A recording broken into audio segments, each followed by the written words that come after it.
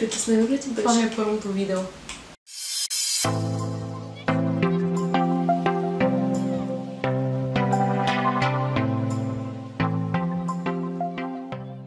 Здравейте и добре дошли в канала ни. Аз съм Леда, а това е Жани и днес е много специален ден, защото тя ми е на гости в канала. Благодаря за поканата. За нищо. Тя освен, че е професионален гримьор, където се запознахме всъщност, тя е и страхотен готвач. По-скоро умее да прави всякакви вкусни сладки неща и то здравословни, така че не пропускайте да видите блогът ни, който е съвместен.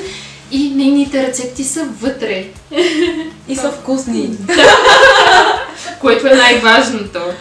Днес ще си поговорим за различния тип кожа, тъй като знаете, аз съм от нормална, но понякога суха кожа. Аз съм с по-проблемна кожа. Преди кожата ми беше мазна, сега е комбинирана. Имам доста останали белези от акне. Да. Така че ще си поговорим малко за подходящи продукти за този тип кожа. И как всъщност да подготвим кожата си преди нанасянето на грим, за да издържи доста дълго и самата кожа да се чувства добре. Почистихме си лицето с мицеларната вода от Биодерма и сега е ред за хидратиране на кожата. Независимо дали имате суха или мазна, хидратацията е стъпка, която не трябва да се пропуска. Моята първа стъпка ще бъде с тоникът от The Body Shop. А моята е с водичката на Max X+. Тя е с лавандула, нали? Да, тази е с лавандула, аз ползвах преди тази с кокос. И честно казвам, кокос повече ми харесва. Обаче нещо ми стана с помпичката и си сложих старата помпичка. Имаха някакъв проблем. След това си слагам околочен крем на Clarins. Този. И съм много доволна от него. Преди ползвах един пак на Биодерма от същата серия, на която е водичката. Обаче не виждам голяма разлика. Честно казано. Този, който аз използвам, е на Хималая. Не съм кой знае колко доволна. Преди това използвах от Clinique на Prep Start. Той много повече ми хидратираше кожата, но този е подходящ за преди грим, тъй като един вид попълва фините линии и повече ми прилича като база. Аз после си слагам хидратиращо кремче на Shiseido. И наскоро си го открих. Много ми харесва. Даже по някакъв път не си слагам база на него. Така ли? Да. А ти си с по-мазна кожа? Моята кожа е по-скоро комбинирана. Когато я измия, се дехидратира. Да. И после по-късно през деня започва да се омазнява. Обаче това кремче доста добре ми балансира. Моето за така подготвяне на кожата преди грим е от Yves Rocher. Има SPF 30 и предпазва от външните фактори. Аз пък си слагам отделно слънчева защита. Пак е на Clarins. Много им харесва бялата нещо. Просто не съм я сменяла скоро и съм много доволна. Базата, която ще използвам, е от MAC Strobe Cream с златен подтон. Много добре хидратира кожата и придава блясък. Аз много харесвам тези на Smashbox, особено тази Photo Finish. И имам още един тестер, Юлавия тестер. Него повече го харесвам и мисля сега просто да си го довърша. Обичам да си ги слагам с пръсти. Зависи от базата, да. Дори по някой път и така да си притискам в поричките. Да. Дори по някой път първо си нанасям фондиотена с пръсти и после с Beauty Blender. Вместо щетка. Много познато. Да. Някои хора казват, че не е хигиенично, обаче ако хубаво човек си измил ръцете преди това, не виждам проблем. Да, даже по някакъв път четките ми се струват по-нехигиенични. Да. Защото знаем, че не винаги имаме навика да си ги мием. Фондиотенът, който ще използвам днес е на W7 HD в цвят бъв. Има леко до средно покритие и е хидратиращ. Моят е на Lancome. Този с матов завършек. И вече това ми е втора опаковка от него. Аз като си намеря един продукт и трудно го сменям просто. Аз пък много обичам да сменям продукти, да пробвам от почти всичко и дори нещо да ми е харесало, по-трудно е да се върна към него, т.е. трябва да съм имала няколко поредни разочарования.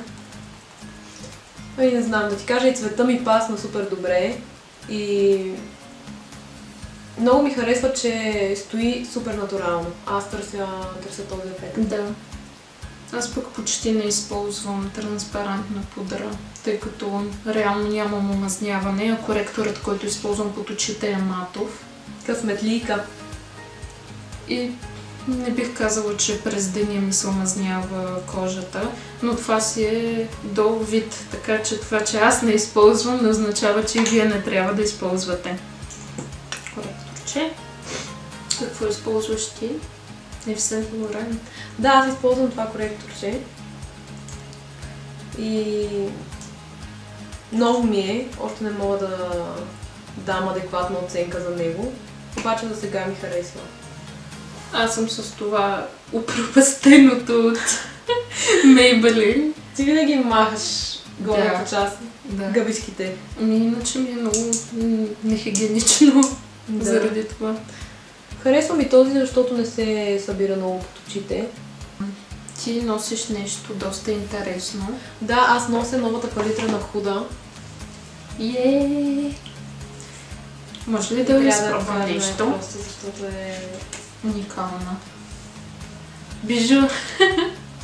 Аз обаче първо ще си запечатам лицето с пудра за акрилан. Запечатвай.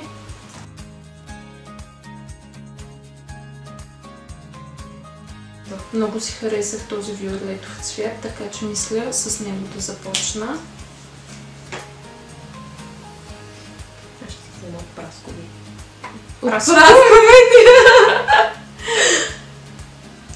Ще го сложа в сгъвката. Всъщност, при мен проблема с сухата кожа, аз по принцип съм с мазна кожа. И проблема с сухата кожа при мен дойде от акнето и едни медикаменти, които трябваше да приемам. И те са доста популярни и повечето хора ги знаят, хапчетата Roaccutane. Да. И много момичета са ги взимали, не само момичета. Обаче пък аз трябваше да ги спра. Колко време ги приема? Почти година. Почти година и бях към края на лечението и трябваше да ги спра. Всеки месец ти правят, взимат ти кръв и ти изследват черния дроб. Значи са доста силни. Доста са силни, да. И ми се наложи да ги спра. И понеже не довърших лечението, ми излезе още повече акне. И ми останаха белези. И така. И сега продължаваш със специализирана грижа, предполагам. Да, а те всъщност много изсушават цялата кожа. Аз можех да не си мия косата цяла седмица и нямаше да ми се омъзни. Което това рефлектира, значи, на цялото тяло, не само кожата си става много суха, ръцете, дланите. Използвам ето този цвят от палитрата на Леда, защото нещо много си го харесах. Аз пък по целия клепач ще използвам прасковеният, който Жани използва. Мисля, че ми трябва нещо като хула бронза. Но ще го използвам за очите. Искам да пробвам ето този боровинков цвят. Ако е боровинков? Не знам. Розовеникаво или оленикаво. Малинково. Малинково, да. Трябва просто да кажа за тази четка на Inglot. Номер 49 SS 2. Много хубава четка. Много че Булетче, супер е за отдолу, става и за отгоре за сгъвката на окото. И моята любима, която всъщност е подобна, само че една идея е по-голяма, на Morphe, но не знам точно какъв номер е. Отново от палитрата на Huda ще използвам ето този блестящ цвят, който се казва Crave. И ще го нанеса с пръст. Мисля, че много добре става с пръст. Да, така пигментацията ще бъде уникална. Вау! Още не ги бях ползвала тези. Нещо невероятно е това. В началото на видеото казахме, че имаш голяма любов към готвенето и ще ни разкажеш ли малко повече как започна всичко? Ами да, всъщност имам страст към здравословното хранене и здравословния начин на живот. И нещата са много навързани с проблемната кожа и въобще с здравословни проблеми, които съм имала в миналото. Всичко започна преди около 3 години и трябваше да спра да ям пилешко месо, млечни продукти, по-скоро кашкавал, сирене и най-вече прясно мляко. Да. И започнах да търся алтернативни рецепти, започнах да търся четива, които да ми помогнат да добия обща култура и да знам как сама да подбирам храната си и да я приготвям. Но правиш и уникални снимки. Много ми хареса целият процес на приготвянето на храната, снимането, украсяването. Ние с тебе сме си артистични личности и ти знаеш. Може да видите някои от рецептите на Жани в нашия съвместен влог The Beauty Station. Всъщност цялата наша история започна от там. Да, така е. Където сме в момента, всичко тръгна от The Beauty Station. Ще оставя долу в описанието сайтът ни, където може да разгледате всичко от ревюта на продукти до невероятните и вкусни рецепти на Жани. Вчера Жани ми донесе лимонови кексчета с бял шоколад. Това е една от най-уникалните рецепти за мъфини, които някога съм яла. Сподели ни за този ден, беше малко по-различен от останалите. Да, всъщност искам да започна с това, че рецептите са без захар. Всички тези сладки неща нямат захар. Имат агаве, кленов сироп или мед, заместители на захарта. Всъщност аз за първи път снимах с едно момче, което прави наистина много хубави снимки. The Porridge Guy ще оставим в описанието непременно неговия Instagram профил. Показва ми и той някои неща за снимките. Понеже аз не съм фотограф и си снимам чисто любителски, да научих и аз нещо ново. Ще си подчертая веждите с сетчето на Essence. Аз продължавам да си слагам ръка. Да. Ще използвам бронзиращата пудра от Inglot. Такава розова четка. Много е важно, че да е розова. Важно и то Rose Gold. Ами аз пък малко ще си оправя веждите вече, мисля, че е време. И ще използвам моливчето на Anastasia Beverly Hills. О, супер. Доволна ли си от него? Browies, да, много съм доволна от него. Другия молив, от който съм много доволна, е един от моливите на MAC. Той е малко по-твърд. Ти дълго време него съм използваше? Да, аз много време се го ползвах само него. Той е малко по-твърд и по-трудно се размазва, понеже не обичам, когато моливът е много мек и като драсна с него и стои като черта. Да, като татуировка. Да. И съвсем леко аз едва ги докосвам, като рисувам. От палитрата на Benefit ще използвам Gold Rush за руш. На мен ще ми трябва хубав бронзърчето. От палитрата на Anastasia Beverly Hills ще използвам Highlight Starburst, който е с розов подтон. Аз ще използвам това за руш. Много е леко и стои много приятно за през деня, макар че не съм събудена грим.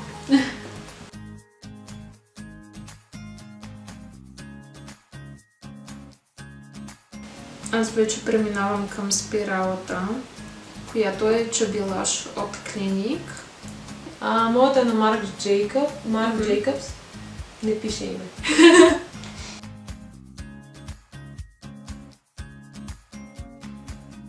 Аз пък винаги си ползвам Boldly Bare от MAC. Мисля, че е най-близък до моят цвят на устните. И си слагам нюд цвят червило. Смесвам всъщност няколко червила.